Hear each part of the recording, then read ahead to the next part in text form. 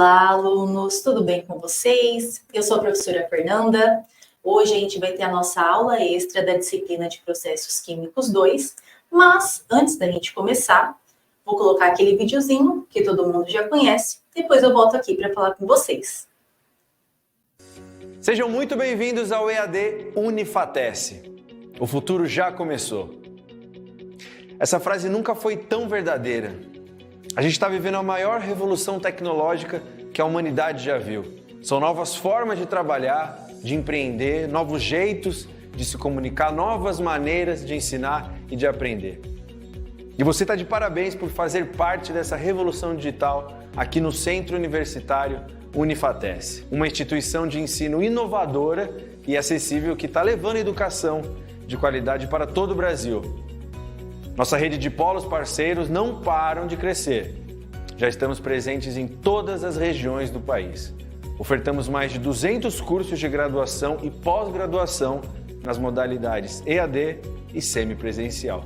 Com metodologia flexível e inovadora, nossos cursos estão organizados em trilhas de aprendizagem que facilitam o desenvolvimento acadêmico dos alunos de forma intuitiva e dinâmica. Além disso, nossos estudantes têm suporte e acompanhamento pedagógico constantes com o melhor time de professores e tutores do Brasil. E para os cursos e disciplinas que necessitam de atividades práticas presenciais, a gente criou os megapolos que contam com uma infraestrutura inovadora, com laboratórios totalmente equipados e tutores especializados. Viu só? É por isso que a EAD Unifatece é nota máxima no MEC. Centro Universitário Unifatece, fazendo o seu futuro. Pronto, pessoal, voltei por aqui. Vamos dar início, então, à nossa aula extra de Processos Químicos 2. Primeiro, vou me apresentar para aqueles que ainda não me conhecem.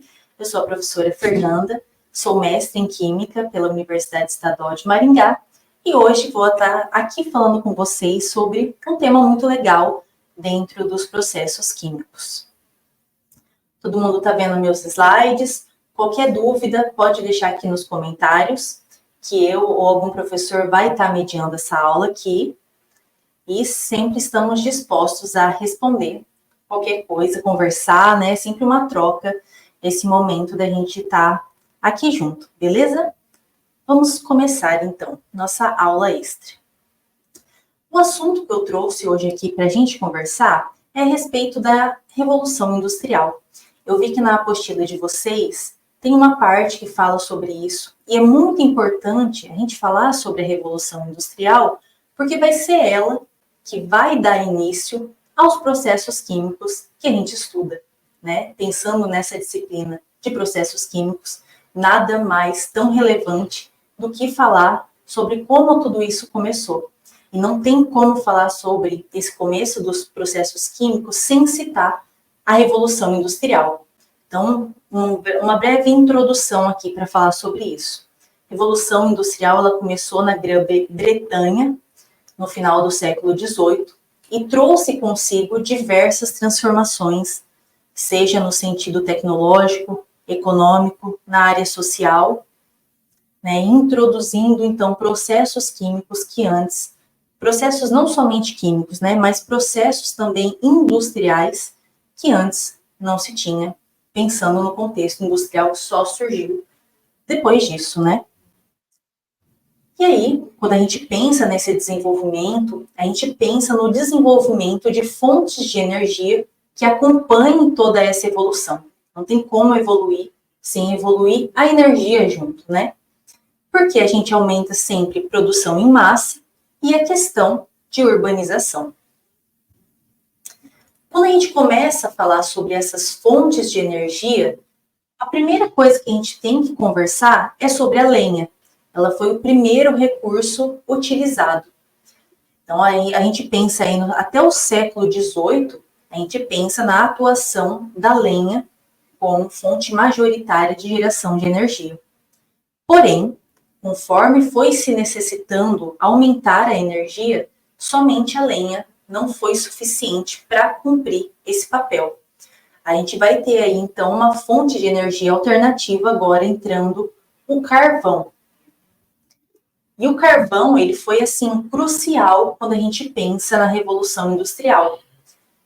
Quando a gente pensa no carvão, a primeira coisa que vai começar as mudanças é essa troca das máquinas que funcionavam a lenha para as máquinas a vapor. E eu coloco aí na frente um nome que foi muito importante nesse sentido, que é o James Watt, ou Watt, não sei corretamente como fala o nome dele, mas o James foi um dos que projetou essas máquinas a vapor, que acaba mudando todo o nosso contexto tecnológico. E esse carvão, ele acaba melhorando, otimizando os aspectos industriais, quando a gente pensa principalmente em indústrias têxtil, siderúrgicas e de transporte. Por que transporte? Temos aí, então, as nossas locomotivas a vapor, que muda, melhora demais a forma que tudo se locomovia. Nesse tudo, eu incluo tanto mercadorias, quanto o transporte de pessoas. Essa passagem, né, da lenha para o carvão traz toda uma modificação até mesmo da sociedade industrial, da forma como esses equipamentos funcionavam, né? E bem, essa disponibilidade de energia a vapor, ela facilitou a construção de fábricas em áreas urbanas. Antigamente a gente pensava nessa lenha, em indústrias um pouco mais deslocalizadas, e agora a gente começa a formar os nossos polos industriais.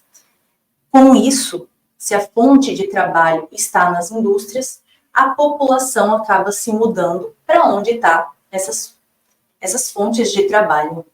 Com isso, a gente tem crescimento rápido das cidades, que até então estava em crescimento. Então, a gente tem esse boom da formação dessas cidades, dos grandes centros industriais. Então, isso é para a gente pensar como uma mudança, né, essa passagem da lenha para o carvão, como tudo isso acaba transformando a realidade que está ali, né? Processos químicos relacionados ao carvão. Vamos entrar um pouco aí dentro da nossa disciplina. O que pode estar atrelado em processos químicos com o carvão? Primeiro que eu gostaria de citar é a coqueificação. O que é a coqueificação? O carvão, ele é aquecido na ausência de ar, produzindo o que a gente chama de coque.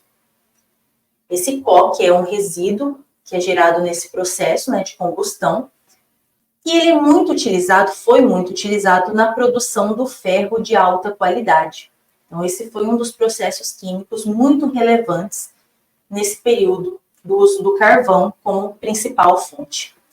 Depois, a gente tem a destilação do carvão, que gerava um produto chamado gás de Hulha, muito utilizado para a iluminação desses centros de cidade. A gente não está pensando ainda nesse contexto na parte energética, né? Utilizava-se esse gás para promover a iluminação. Então, vou pensando o quanto não se melhorou desde essa época até então com essas mudanças que, por mais de trocou lenha pelo carvão, mas causa toda uma alteração, né? Porém, por um tempo, o carvão funcionou bem, mas ele já não atendia mais ao crescimento, aos transportes, às indústrias, e a gente vai passar por uma transição do carvão para o petróleo. Quando a gente muda essas fontes energéticas, muitas vezes está relacionado à parte mecânica, o quanto a gente melhora desses processos industriais. E aí eu coloco aí um ponto para a gente pensar que uma dessas necessidades de troca é devido à invenção do motor de combustão interna, precisando então de uma fonte energética muito mais eficiente. E é aí que entra o petróleo. Um dos dois subprodutos muito importantes do petróleo é a gasolina e o diesel, né? Mas antes da gente abordar eles, vamos falar o que é esse petróleo, né? O petróleo ele é uma substância natural formada ao longo de milhões de anos a partir da decomposição de matéria orgânica E de matéria orgânica, a gente pode pensar em qualquer coisa, seja animais, árvores, mas majoritariamente, quando a gente fala do petróleo, ele está mais relacionado aos micro-organismos marinhos. Não é à toa que quando a gente pensa nas grandes plataformas de extração de petróleo, elas estão localizadas no mar, né? Então, ao longo do tempo, essa camada marinha, esses micro-organismos vão morrendo e se alojando, né? Vai tendo sedimentação, mudança ali, da parte interna do ambiente, vai se alojando. Conforme essa deposição vai acontecendo, a gente sabe que nos níveis mais internos da Terra tem condições diferentes do que a superfície. Por exemplo, ausência de oxigênio, pressões mais elevadas, temperaturas mais elevadas, e aí a decomposição dessa matéria orgânica ela começa a acontecer de uma forma diferente, gerando então esse produto de tanta complexidade quando a gente para pensar no petróleo e tão útil para a gente. Petróleo, então, qual que é a composição dele?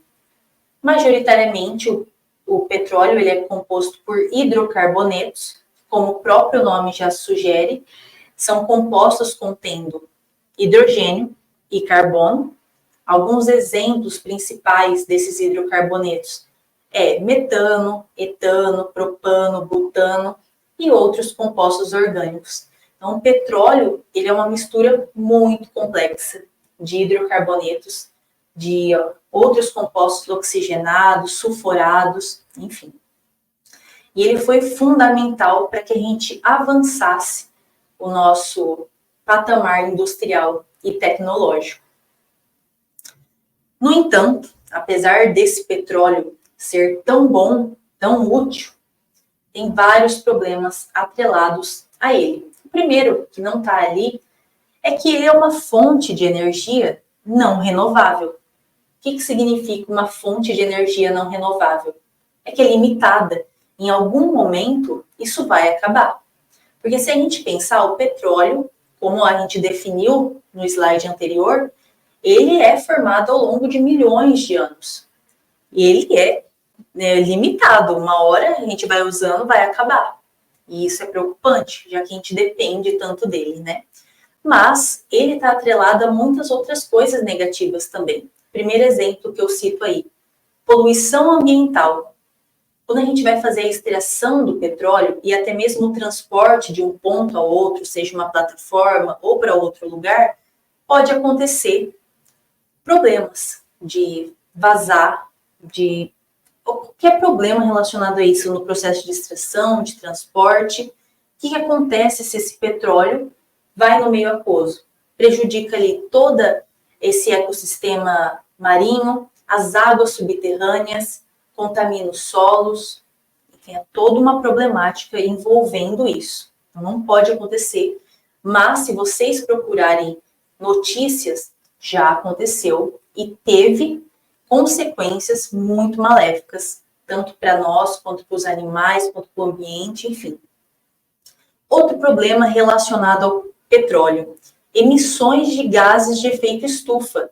O quanto que a gente não se ouve desse efeito estufa, dessa problemática, né, essa gravidade.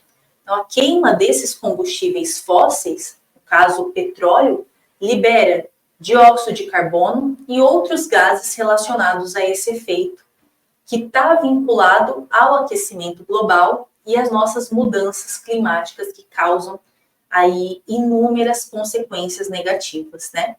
Por fim, eu cito aí impacto na saúde humana, exposição a esses poluentes que podem causar problemas respiratórios ou doenças relacionadas à poluição do nosso ar.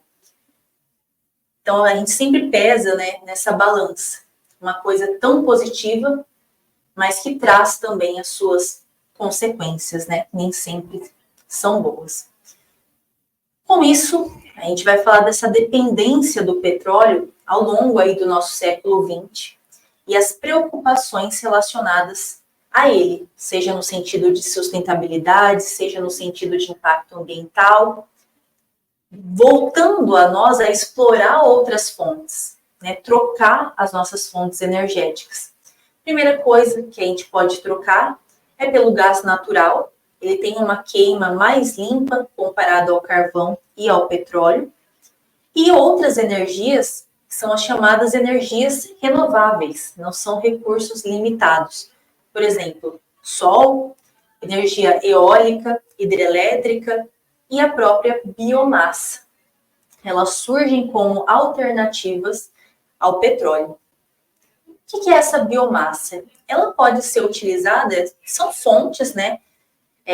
Tiradas de matéria orgânica também para a geração de energia que vem proveniente de diferentes fontes. Por exemplo, biomassa vegetal, voltando aí na madeira, na lenha, nos pellets, briquettes, para formar esses combustíveis. Vem aí o álcool, né, como uma alternativa também.